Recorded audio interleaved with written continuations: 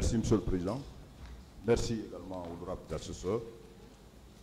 Monsieur Mouktarba. Ouais. Je vais revenir sur l'avant-dernière question de Monsieur le Président, qui concerne l'arrivée de colonel Kegoro. Est-ce que confirmez-vous que M. Kegoro est venu à votre présence? Et oui. Était-il seul? Non. Il était accompagné de ses éléments? De gendarmes. De gendarmes. Ouais. Quand il est arrivé, vous avez déclaré tout à l'heure qu'il a été applaudi. Oui. Selon vous, à quel moment il a déclaré chargé? C'est Kebro est venu devant nous. Il est resté avec nous. Il a été applaudi par le petit public qui était là. Ceux qui étaient venus pour manifester. Mais ils n'étaient pas nombreux. Mais ils l'ont applaudi quand même. Il y a une petite bonne ambiance bon enfant, jusqu'à ce que la foule est venue de l'autre côté de Dixine et de Farmaguiné, de Madina. Quand cette jonction-là, et gendarmes et policiers, tous ont fui vers l'université. Après, quand les gens sont rentrés au stade, ils sont revenus. Les forces de l'ordre sont revenus. Il y a des gens qui arrivaient encore petit à petit, par petit groupe par petit groupe. Au dehors, là-bas, il y a eu un échange, il y a eu des amabilités, il y a eu des disputes. Après, Kebro a dit charger. C'est quand il a dit charger que ça a dégénéré dehors. Alors, c'est quand il a tenu ce propos chargé qu'il y a eu des effets. Il y a eu? Il y a eu les effets oui. ont suivi. Oui. Il y a eu l'usage de matraques. Oui. De gaz lacrymogène. Oui. Très bien. Alors, quand vous avez eu accès au stade, vous avez eu accès au stade, à l'intérieur du stade, à quel moment précis plutôt, vous avez entendu le crépitement des armes? À quel moment? Quand je suis sorti du quartier où j'étais allé envoyer les premiers éléments, pareil, je suis allé au stade, à peine je mettais mes pieds sur la pelouse, j'ai entendu le crépitement d'armes. Je ne savais même pas d'où venaient les tirs. En ce moment, vous avez vu des personnes tomber? Vous avez vu des personnes tomber? Non, je n'ai pas vu. En ce moment? Non, non, non. À quel moment vous avez vu les personnes tomber par le coup de ces... C'est quand j'étais caché derrière la tribune avec mon ami Amadou, qu'on voyait les gens tirer sur les jeunes qui essayaient d'escalader le mur pour descendre vers l'université. Quand j'ai voulu monter sur le mur vers les rails, ça, je n'ai pas vu quelqu'un tomber là-bas. Parce que je n'ai pas trop attendu. J'ai vu seulement la hauteur du mur, j'ai vu comment les gens se débrouillaient. Moi, je suis allé à droite. Je suis allé vers derrière la tribune. C'est là que j'ai rencontré mon ami. Donc cela voudrait dire qu'on tirait à bout portant? On tirait, mais franchement, je n'ai pas vu des gens tomber là-bas. Mais j'ai vu des corps, j'ai vu des gens tomber sur le mur du mur de l'université, côté université, et j'ai vu des corps, quand nous sommes sortis de l'autre cachette, vers le palais des sports, jusqu'à la sortie. Ça, j'ai vu des corps, des dizaines de corps.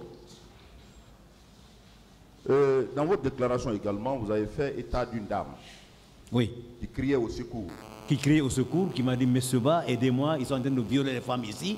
Et nous avons entendu les cris dans le palais des sports. Donc vous confirmez? Ça, au moins, c'est clair. Ils ont violé les femmes dans le palais des sports.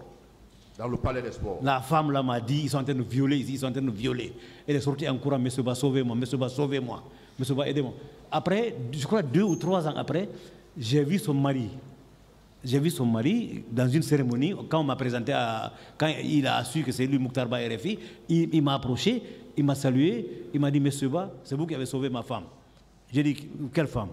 J'ai dit, où? À quelle occasion? Il me dit, au stade du 20 septembre. J'ai dit, attends, cette femme, elle vit encore? Il me dit, oui, parce que la femme, au portail là-bas, on s'est quitté. Après le grand portail du stade, on s'est quitté là. C'est lui maintenant, 2 ou 3 ans après, qui m'a dit, c'est vous qui avez sauvé ma femme. J'ai demandé, mais à quelle occasion j'ai sauvé votre femme? Et où? Il m'a dit, au stade. Après, je me suis rappelé de cette femme. J'ai dit, attends, elle vit encore? Il me dit, oui, elle est à Taouya. Alors, dans votre parcours au stade, dans l'intention de vous soustraire, vous avez parlé de personnes gradées qui sont venues demander à ce qu'on ne vous touche pas. Est-ce que vous pouvez reconnaître? Non. Vous pouvez reconnaître ces personnes? Non. Était-il habillé en militaire, béret rouge? En béret rouge? Oui. Vous ne pouvez pas les dévisager? Non, non, non. Ils ont dit seulement, laissez-les, c'est des journalistes, ne les tuez pas. Il y a un qui a dit, ne les tuez pas. Hein. Il dit, ils étaient avec nous à l'abbé. C'est pourquoi j'ai commencé ma narration des faits par l'abbé, parce que Dadis avait dit à l'abbé, RFI est là, BBC est là, tout le monde saura ce qui s'est passé au Fouta théocratique. Alors tout ce qui s'est autour de lui, nous ont vu. Et c'est de là-bas, maintenant, ils ont rappelé que ceux-là étaient avec nous à l'abbé. À quel moment on vous a retiré, on vous a fouillé pour vous retirer les 150? En sortant, quand le policier nous a abandonnés devant au grand portail du stade, en traversant la terrasse là. Vous pouvez reconnaître les... Non, c'était des gendarmes. Des gendarmes? Ouais. Je reviens sur la question posée par le président. Vous avez cité le nom d'un agent dans votre déclaration de partie civile. Ouais. Nous sommes en audience publique, nous sommes en matière pénale. Il faudrait que les responsabilités soient situées. Chaque personne poursuivie répond ses faits devant ce tribunal. Je voudrais que vous citiez le nom de la personne publiquement. Nous ne sommes pas à huis clos, nous sommes en audience publique. Vous pouvez citer le nom de cette personne?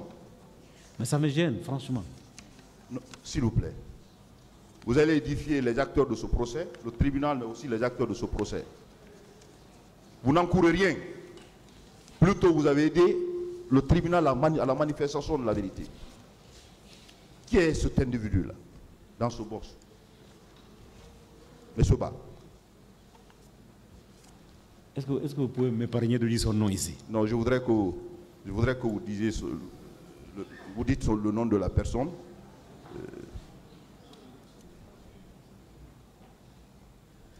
Franchement, je n'ai pas envie que cette personne soit connue du grand public. Je l'ai dit dans ma narration, dans mon papier. Il est là, il est officier supérieur. Il a dit à sa nièce, dis à ton patron Mokhtar Ba de quitter la maison. Il y a eu une réunion au camp Alpha Yaya. Il paraît qu'on les cherche parce que selon la réunion là-bas, que nous avons tout filmé. Or, nous, on est radio, on n'est pas caméra. Ils ont tout filmé. Et, il faut les rattraper. Il faut les rattraper. Le mot il a dit ça. Donc, dis à ton patron. Cette fille m'a appelé pour me dire, monsieur Ba, mon oncle m'a dit ceci. Il faut quitter la maison, on vous cherche. Donc, je ne vais pas dire son nom ici, s'il vous plaît. D'accord.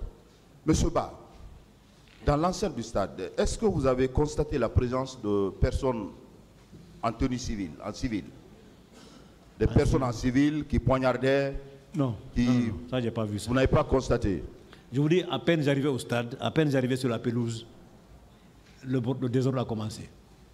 Vous n'avez pas constaté la présence de cars? Je n'ai même pas fait 10 minutes après, le désordre a commencé au stade. Vous n'avez pas constaté la présence du bus qui a transporté? Non, non, ça, je n'ai pas vu ça. Je vous remercie, Monsieur le Président.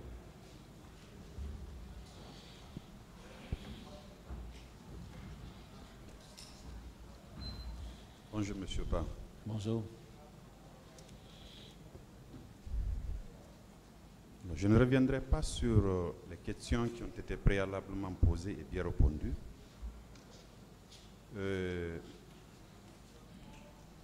Je voudrais, parce qu'on a parlé de disparus dans cette procédure, est-ce que vous avez eu vent des personnes qui étaient parties au stade, mais qui malheureusement à date n'ont pas été retrouvées? Vous en avez entendu parler? Parmi mes connaissances, non. Parmi vos connaissances, non. Personne n'est venu se confier à vous en votre qualité de journaliste pour dire que je n'ai pas retrouvé un des miens? Ça, il y a beaucoup de personnes qui sont venues me dire, on n'a pas vu notre frère, notre soeur, on n'a pas vu. Et je vous dis, j'avais oublié j'ai omis, quelqu'un m'a appelé, un appel anonyme, la nuit, vers 22h, quand je quittais chez moi pour aller me cacher, venir à l'hôtel ici, au Rocher. On m'a appelé pour me dire qu'ils sont en train de ramasser les corps au stade. Qu'ils ont pris 84 corps. Il a dit 84 corps, ils ont ramassé 84 corps du stade. Ils sont en train de les mettre dans les camions. Après, il m'appelle 1 heure après pour me dire qu'ils sont en train de les inhumer, de les enterrer au cimetière à côté du camp Alpha Yaya vers Koza, derrière les rails.